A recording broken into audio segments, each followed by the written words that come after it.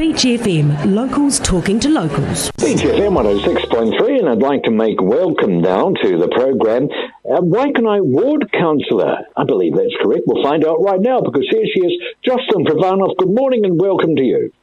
Good morning, John. How are you? And yes, that is the correct title I have. Indeed, and of course, previously on the community board, how have you found the transition from being a community board member to a councillor? It's been quite interesting in terms of having to look at the whole district, but I think being the chair and attending all the briefings, a lot of the briefings and the council meetings and the various other meetings, it's given me a really, really good background of how council works and some of the things that we have to make decisions on. And certainly it must have been very interesting recently. I'm afraid I've got to mention the Gateway project because that is top of mind with many people. But a really interesting example of previously as a community board chair and obviously with many of your people really concerned about the library, you would have had a certain point of view, whereas as a councillor with more district-wide responsibilities, a slightly different view possibly is required when you have a look at a district-wide project such as the controversial, as it's turned out, Kapiti Gateway project. Would that be a good example of the transition? Very much so. So it's a case of where, you're looking at, as you just said, you're looking at the whole district and how it impacts on everyone, both in terms of rates and people's wellbeing. In some respects, I still do have a focus on what's going on and having an oversight on what's going on in Waikanae. And certainly I'm advocating best I can where I can. But, as you said, the Gateway project is a specific example of where that's looking at the whole district. And I suppose last Thursday's briefing was very much on that project. It's disappointing that the Waikanae... So I pushed very hard for the Waikanae Library project to be put into the shovel-ready project, and it was, but unfortunately it wasn't actually, didn't make the cut. A number of other projects are still in the process for Kapiti, and I suppose what that will do is, if they are successful, it will actually loosen up some money that could be put into building the library. So the library at this point in time has funds to work on a plan coming up with, the concept and then getting into some of the detail. And so later in the year, we're looking at the long-term plan about whether how much money will be allocated to rebuilding or refurbishing the building, whatever comes out of it. So there is a lot of support by a lot of councillors for the Waikanae Library because it's seen as basically a really important community asset for many reasons. And so it's just a case of prioritising the money. However, as you've just described, still work has to be done in terms of planning, which means almost by definition it wasn't shovel-ready. Well, that's right. And I don't know what... and that's certainly the case.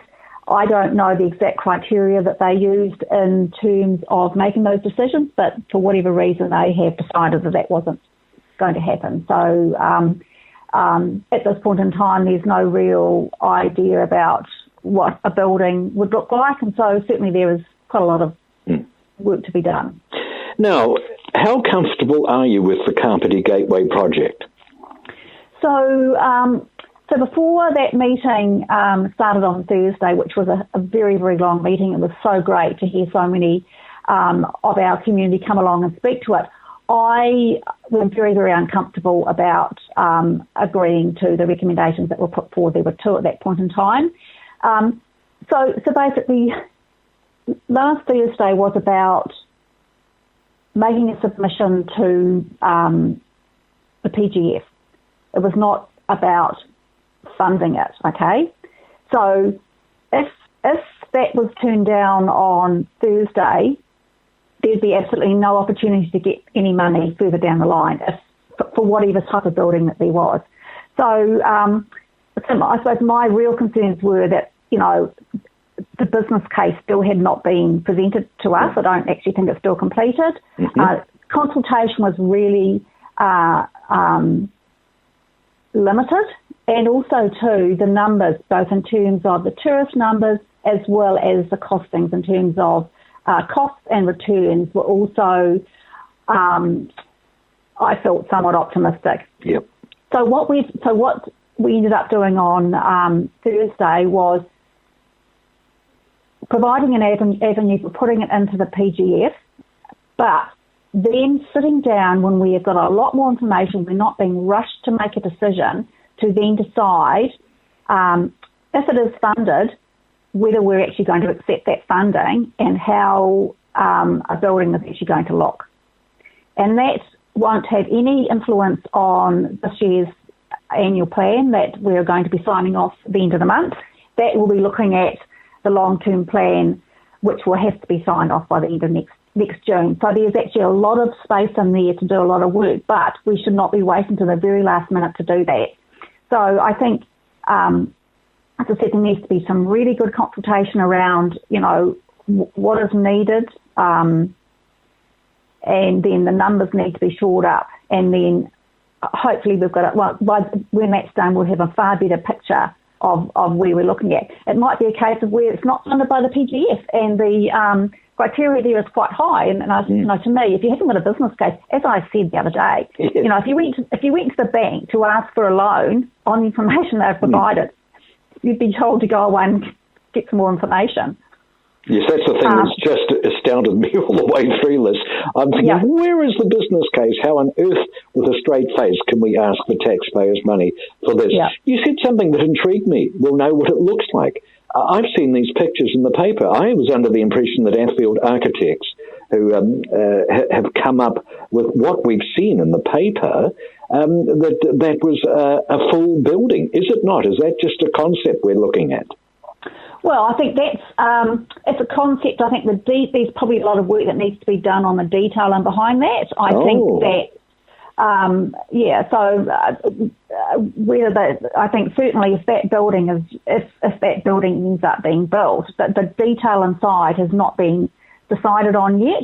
Maybe as a result of consultation, it's realised, and the costing structures, it might be realised that the biosecurity part of it could actually be achieved in a much smaller building. Who knows?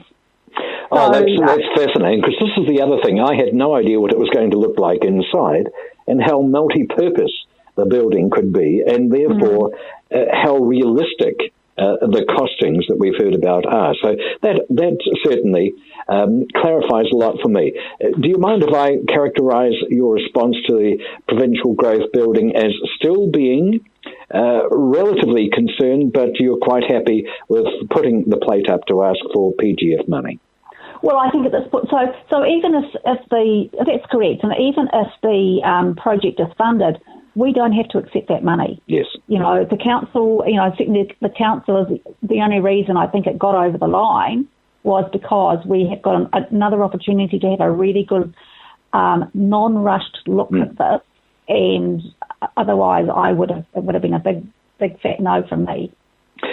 Let's just talk a little bit about something that I know has concerned Waikanae. That is the market that seemed to get clobbered over the COVID period. And I hope that there is some progress to report on that. Is there? Yes, so thank you, John. So in behind the scenes, all the paperwork, and there's actually unfortunately quite a lot of paperwork, is being progressed. And so that's, I think, at the end of the month, or maybe early next month, the market should be able to open again. Wow. That's of course allowing for any COVID stuff. That's right. So, that certainly is progress. So you've got the person who can become the personification of the market and therefore someone to deal with. I believe that was one of the issues before.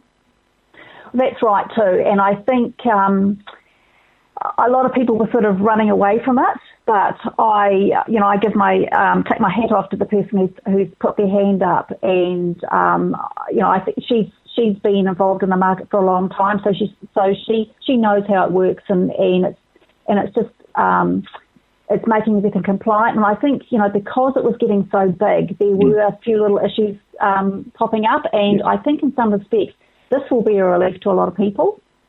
Yes, I think so. I think it did have to be sorted out. I just think the timing was really, really unfortunate. Yeah, well, I agree. I certainly agree with that. And even if it had been done at the very beginning of COVID-19 when nothing could open, so that all this could be done, all this paperwork could be done, so that it could be opening, when all the other markets are. So I know that, previously when I was on the community board, there were sort of moves to doing this, and the board said no. And I suppose a couple of years ago there was another opportunity, or another I suppose that the council staff were trying to get this to happen a couple of other ways. They've gone about this probably in a much, in a good way. And I suppose when we were told about this, I made the comment. I said, well, none of us are happy about this, but we can either just turn our back on it and say, no, we don't want this, don't do it, whereas I think council were going to do it, or we can be involved in with council staff and with the people at the market there to get the best and the quickest outcome for those market holders and for all those people who use the market. And that's actually seeming to be the best way forward, and it's working really well, I have to say. Well, that sounds a bit like good news to me. I always like to end on a good note. Jocelyn Prvanov, thank you very much for joining us this morning here on Beach FM. Lovely to talk, John. Thank you. Bye. 106.3 Beach FM.